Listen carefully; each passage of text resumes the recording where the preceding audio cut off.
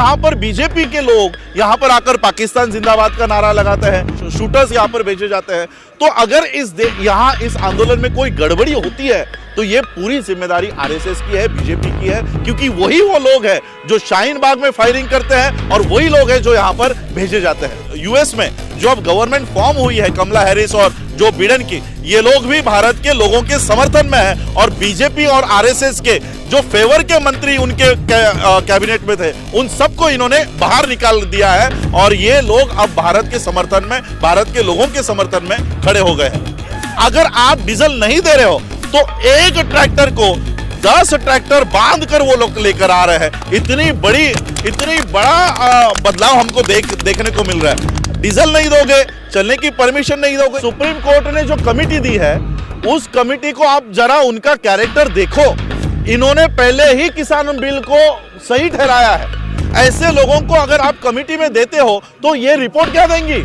इसलिए इस कमिटी के रिपोर्ट पे हम लोगों को भरोसा नहीं है। आजादी के कुल 72 साल बाद आज एक बार फिर देश की जनता सड़कों पर है।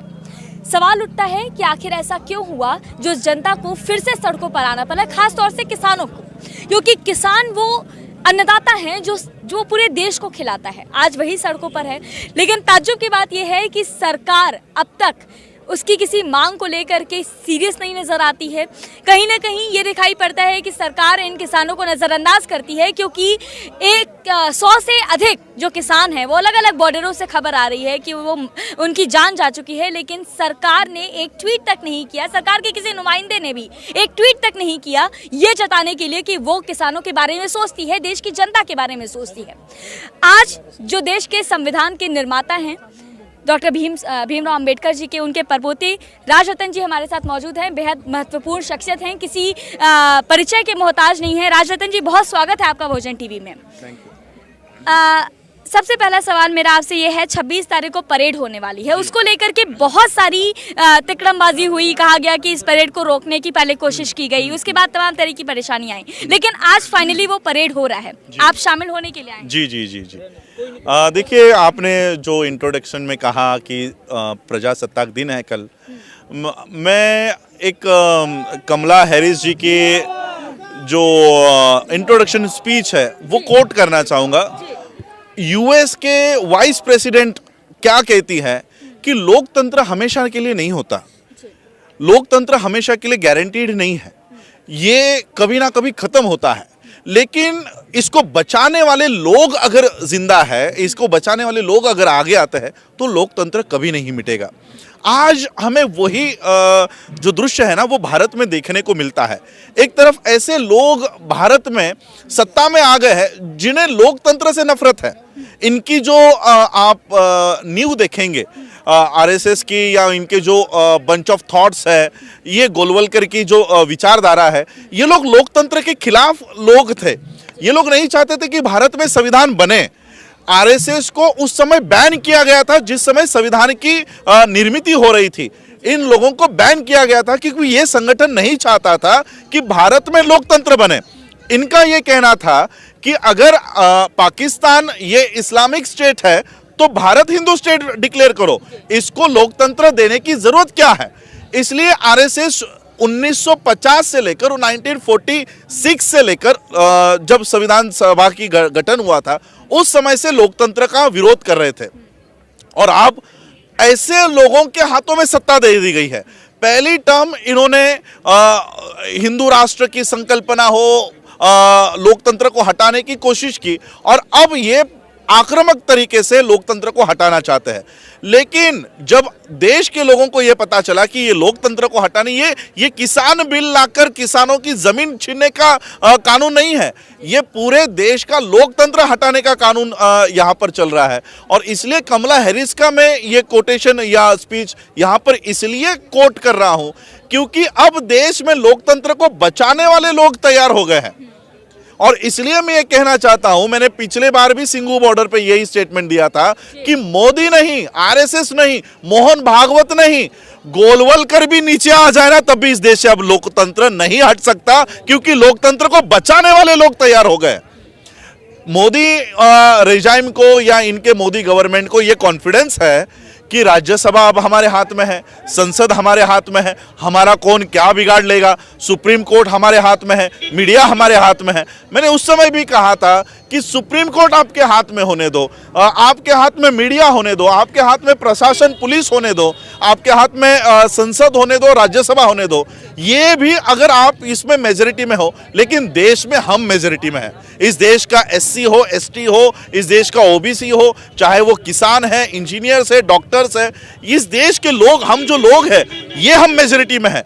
आप लोग वहां पर कानून बना तो दोगे, लागू हम लोगों को देश में करना है, हम लोग वो लागू नहीं होने देंगे। और इसलिए आज देश के लोग, ये सिर्फ किसानों का आंदोलन नहीं है, देश के लोग, सभी लोग शामिल है इसमें। मुस्लिम भी मुझे दिखाई दे रहे हैं, इसमें बौद्धों के स्टेज यहाँ पर दिखाई दे रहे हैं, बौद्धों के टेंट्स यहाँ दिखाई दे रहे हैं। और इसलिए ये एक देश का आंदोलन, अब ये मास मूवमेंट बन गया है। और मुझे तो लगता है कि ये 1950 में जो आज़ादी हम लोगों को मिली, ये हम लोगों को नहीं, ये देश को आज़ाद कर दिया गया। 1947 में जब ब्रिटिशर्स चले गए, तब उन्होंने ये देश पूंजीपतियों को सौंप दिया और वो चले गए। लेकिन आज मुझे लगता है कि आज फिर से एक आज़ादी का आंदोलन छिड़ गया है। और ये देश के आज़ादी का नहीं, देश के लोगों के आज़ादी का आंदोलन है। यहाँ पर देश के लोग आज़ाद होंगे, इस तरह का एक मुझे आंदोलन दिखाई दे रहा है। आपने आज़ादी की बात की है, मैं उसी को कोट करना चाहती हूँ। जिस तरह से संविधान में जीने की आज़ादी का अधिकार हम सभी को मिला है, देश के किसान ये कहते हैं कि अगर ये कानून बन जाता है तो हमारा जीवन एक तरह से खतरे में आ जाएगा, हम खाएंगे क्या? तो क्या इस लेवल पर हम संवैधानिक तौर पर इस कानून को क्वेश्चन नहीं कर सकते? हम लोग कर सकते हैं, संवैधानिक तौर पर कर सकते हैं। मेजॉरिटी लोग यहाँ पर विरोध में है, मेजॉरिटी के लोग, किसान कह रहा है कि हमें ये कानून नहीं चाहिए। ऐसे हालत में संसद कानून थोप कैसे सकती है? और ये ना ही सिर्फ किसानों के हक और अधिकार का मामला है, ये ह्यूमन राइट्स का इशू है कि जब आप हमारे बिना पूछे हुए हमारी जमीनों को सीधा सीधा अडानी अंबानी के हाथों में सौंप रहे हो।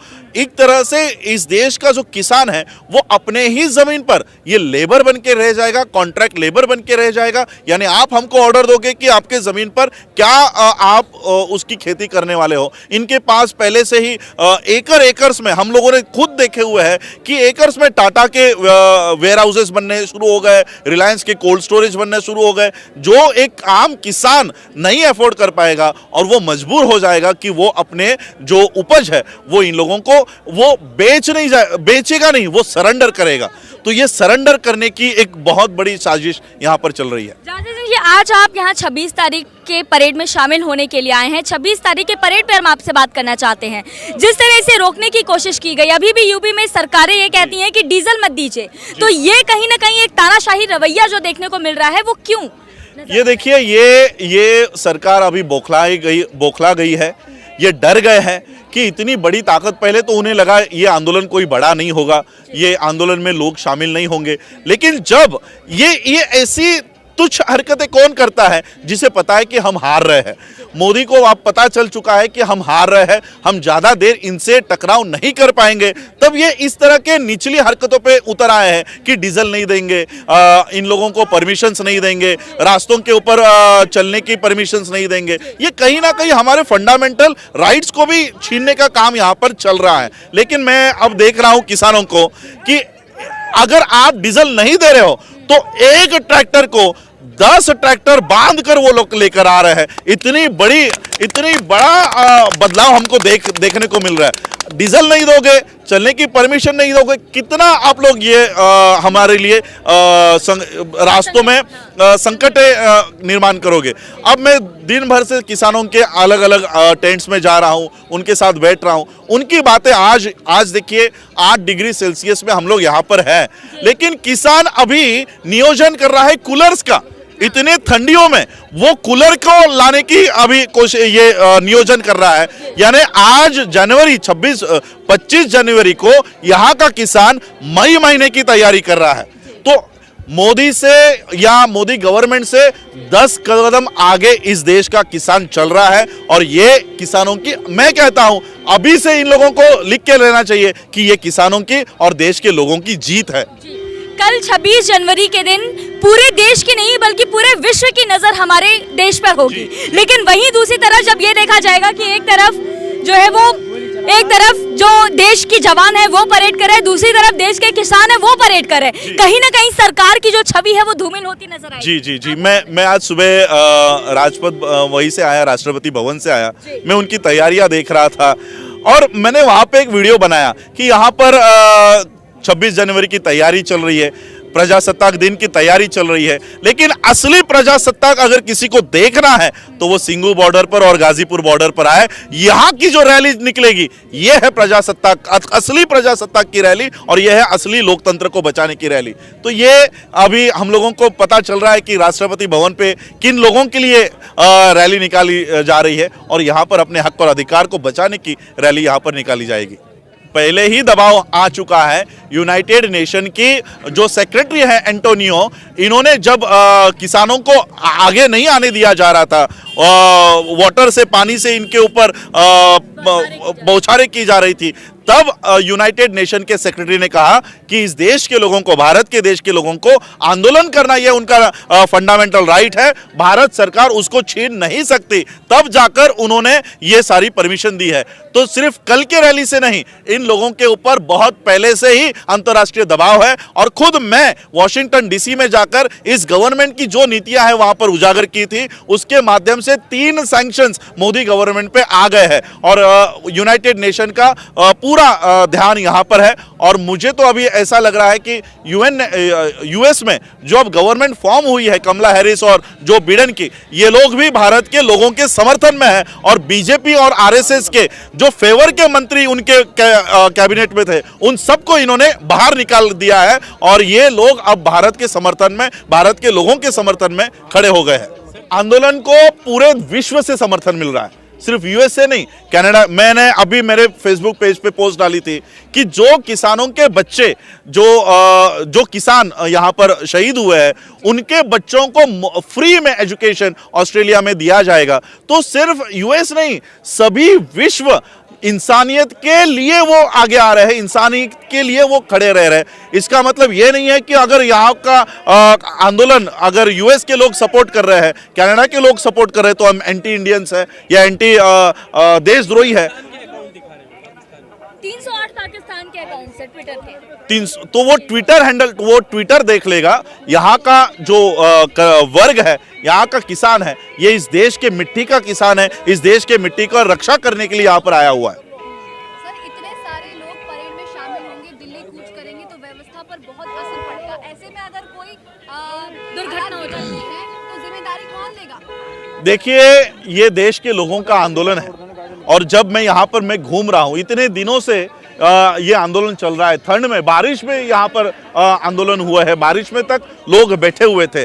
इसकी कोई सभी लोग जिम्मेदार है, सभी लोग अपनी जिम्मेदारी खुद ले रहे हैं। ये एक परिवार के माध्यम से मैं यहाँ देख रहा हूँ कि मैं जब यहाँ से घूमता हूँ, इतनी भीड़ में घूमता हूँ, मेरे बाल को तक कोई धक्का नहीं देता। लेकिन यहाँ पर बीजेपी के लोग यहाँ पर आकर पाकिस्तान जिंदाबाद का नारा लगाते हैं, गोलियां शूटर्स यहाँ पर भेजे जाते हैं। तो अगर यहाँ इस आंदोलन में कोई गड़बड़ी होती है तो ये पूरी जिम्मेदारी आरएसएस की है, बीजेपी की है, क्योंकि वही वो लोग हैं जो शाहीन बाग में फायरिंग करते हैं और वही लोग हैं जो यहाँ पर भेजे जाते हैं। 2 साल के लिए हो या 10 साल के लिए हो, होल्ड कर हमारी जो मांग है, किसानों की जो मांग है कि ये तीनों कानून पीछे जाने चाहिए। इस मांग से इस देश के लोग, इस देश का किसान पीछे नहीं हट रहा है। ये बहुत अच्छी बात हमारे लिए है और यही हमारी मांग होनी चाहिए।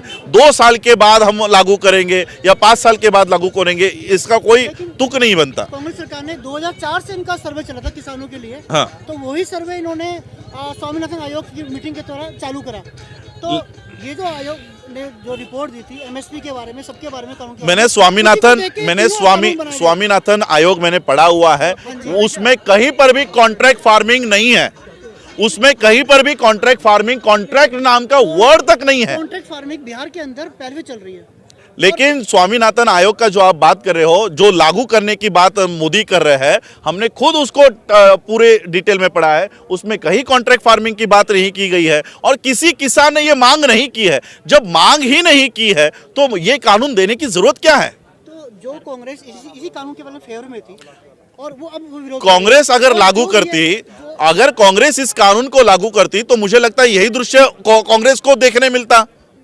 26 जनवरी की परेड हो जाएगी कल, उसके बाद किसानों के पास ऑप्शन क्या रहेगा, क्योंकि ये भी खत्म हो जाएगा। नहीं सरकार तो मना कर चुकी है कि कानून यही है, लेना है लो, नहीं तो मत। नहीं, यही है। ये कल का जो 26 जनवरी की परेड है, ये इस मूवमेंट का भाग है, ये कंक्लूजन नहीं है।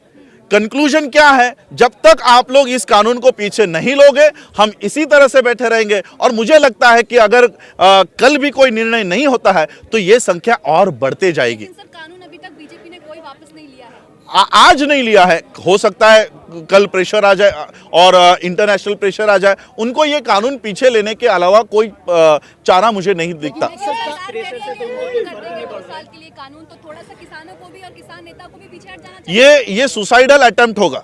अगर कोई ये कह रहा है कि इस 2 साल के लिए हम होल्ड करते हैं, तो 2 साल के बाद फिर ये आपके आंदोलन को कमजोर करने की एक कोशिश है। होल्ड करने का उद्देश्य ये है कि जो उसमें संशोधन हो सकता है कि वो की जाए। सुप्रीम कोर्ट ने जो कमिटी दी है, उस कमिटी को आप जरा उनका कैरेक्टर देखो।